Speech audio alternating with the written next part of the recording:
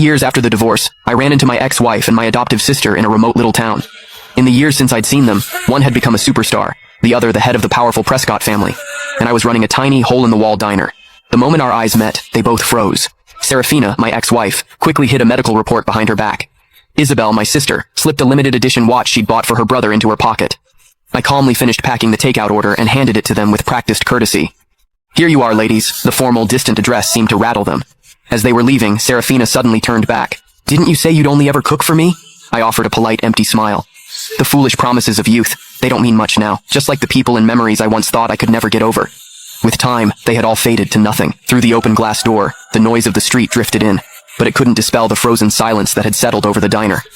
The two women who had conspired to ruin me, to cast me out of my own home, now stood at the counter, unwilling to leave. Serafina clutched the plastic bag of food, choosing her words carefully. "Owen is injured and needs to recuperate. The facilities here are excellent, so we brought him to stay for a while. Mom and Dad, they came too," she added.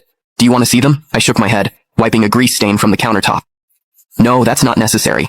Please give my regards to Mr. and Mrs. Prescott." I paused, then added, "Actually, it's probably best you don't mention me at all. Being associated with someone like me would only tarnish the Prescott name." At that, my adoptive sister Isabel's brow furrowed. "Noah, these past few years Noah!" A young woman with streaks of red in her hair bounced into the diner, instantly latching onto my arm like a koala. "I'm starving. The school cafeteria food was literal poison today," I chuckled, ruffling her hair. "You say that every day, Gigi. There's a plate of your favorite shrimp scampi in the kitchen. I just made it. Go get it yourself."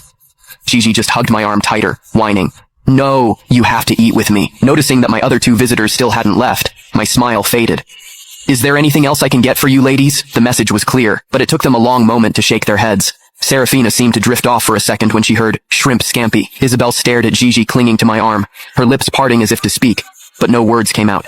I led Gigi into the back, the curtain falling behind us and cutting off their view. When I came out again, they were gone. "Hey," Gigi said around a mouthful of shrimp. "Did you know them?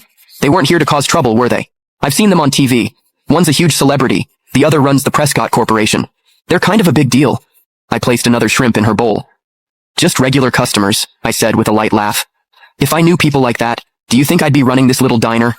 I'd have moved us all into a mansion by now." Gigi giggled, then leaned in conspiratorially. "I heard that Superstar's husband is the one who's sick. The whole family came all the way out here just to take care of him. Must be nice, having that many people who care about you." I said calmly, wiping a grain of rice from the corner of her mouth. "Oh, I knew exactly how much they doted on Owen Prescott. 8 years ago, for his sake, one of them had publicly accused me of slander and assault, sending me to prison. The other had announced to the world that I had taken my own life out of guilt, personally ensuring I was erased from the Prescott family forever.